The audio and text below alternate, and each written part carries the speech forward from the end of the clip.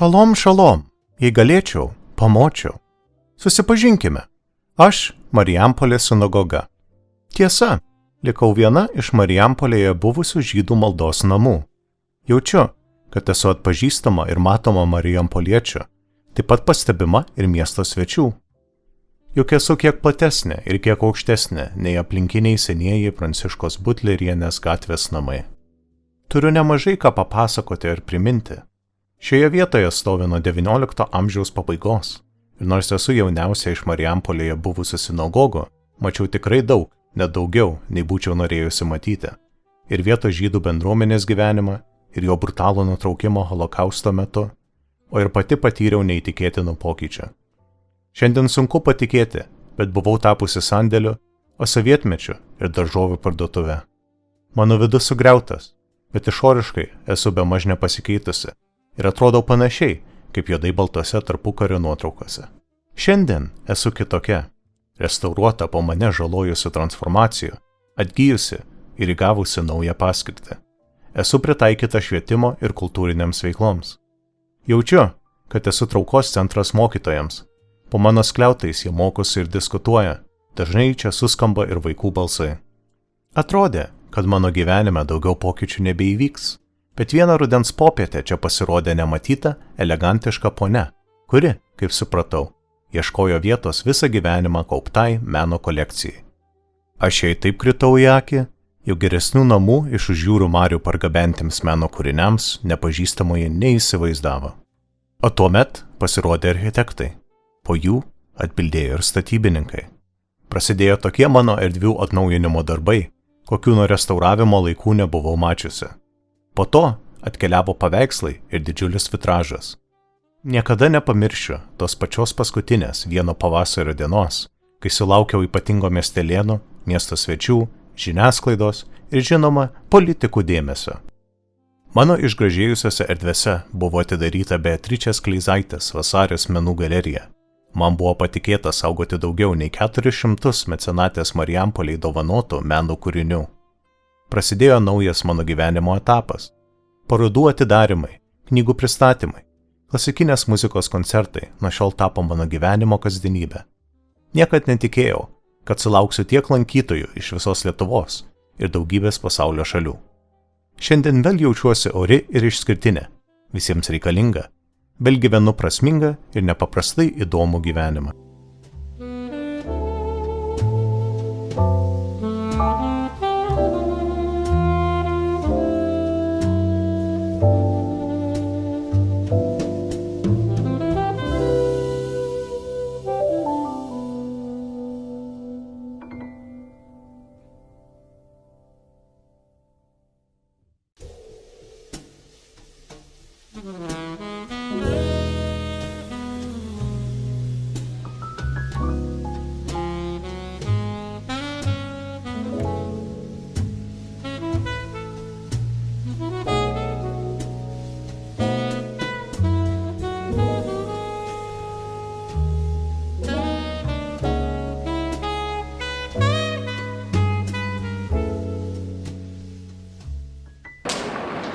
Marijampolės Meilės Lukšienės švietimo centre atidaryta išeivijos dalies paveldo puoselėtojos ir tyrinėtojos Beatričės Kleizaitės Vasaris menų galerija. Kultūros mecenatė miestui padovanojo asmeninę meno kūrinių kolekciją apie 400 darbų. Jų vertė daugiau nei 2 milijonai litų. Atidarymo iškilmėse Marijampolės savivaldybės vadovas Vidmantas Brazys pabrėžė, jog tai neįkainojama dovana. Aš džiaugiuosi, kad toks unikalus pastatas, tai yra paveldo pastatas, atvėrė duris menui. Tai ačiū, Beatričė, tikrai iš širdies dėkoju jums, kad jūs ir vyskupas, kuris suvedė mane su jumis, žinoma, šiandien galim džiaugtis, kad tai daug žmonių, daug atvažiuojančių mūsų svečių galės pamatyti mūsų išeivių, mūsų lietuvių kūrinį.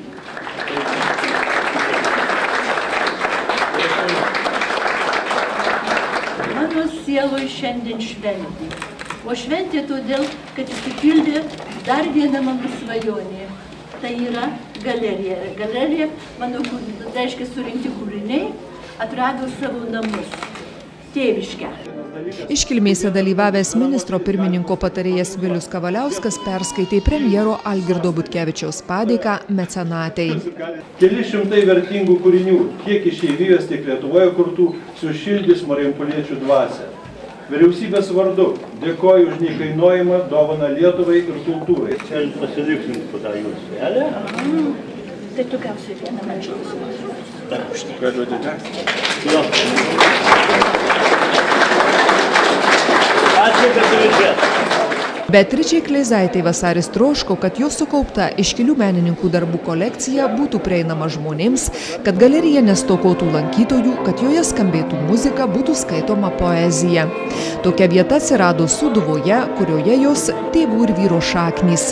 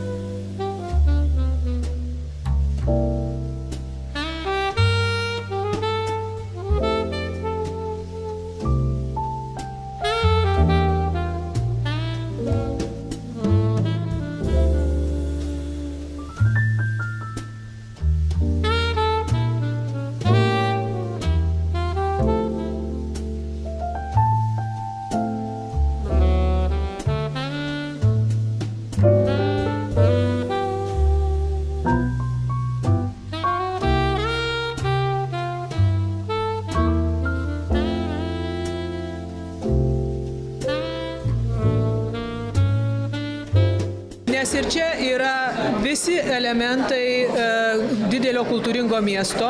Yra publika, yra žmonės, kurie, aišku, vakarai žiūrėdami televiziją ir matydami reportažus vien iš Vilniaus arba iš Kauno, gali truputį jaustis ir nepatogiai ir nesmagiai. Ir kad šito jausmo nebūtų, yra didelė reikšmė štai tokių galerijų kaip ši, kada žmonės čia atėję ir iš tiesų šitą galeriją jau yra subūrusi savo publiką. Žmonės atėję, jie jau gali, ne visai tą patį, bet vis dėlto daug ką pamatyti to paties, kas yra geriausia Lietuvos kultūroje. Šita kolekcija yra nieko neprastesnė už lietuvių išeivijos dailės kolekciją, kokią turi Vilniaus muziejus arba Kauno Čiurlionio dailės muziejus. Netgi skaičiumi jinai nelabai atsilieka. Vardai yra visi didžiausi vardai, kokius mes turime išeivių vardus, jie visi yra sukaupti. Taip, kad Marijampolė gali tikrai didžiuoti šitą savo kolekciją ir dar labiau ją propaguoti. Menų galerija įsikūrusi buvusios sinagogos pastate iš karto įsiliejo į miesto kultūrinį gyvenimą ir tapo traukos centru ne tik marijampoliečiams, bet ir miesto svečiams. Čia vyksta ne tik galerijos meno kolekcijos pristatymai, profesionalaus meno parodos, bet ir koncertai, susitikimai su menininkais. Čia tapo viena iš tų tokių vietų, ta širdis, kur nuolat susitinkam. Ir ne tik, ką jūs sakote, ir menas, bet ir seminarai, ir mokymai, ir pedagogai.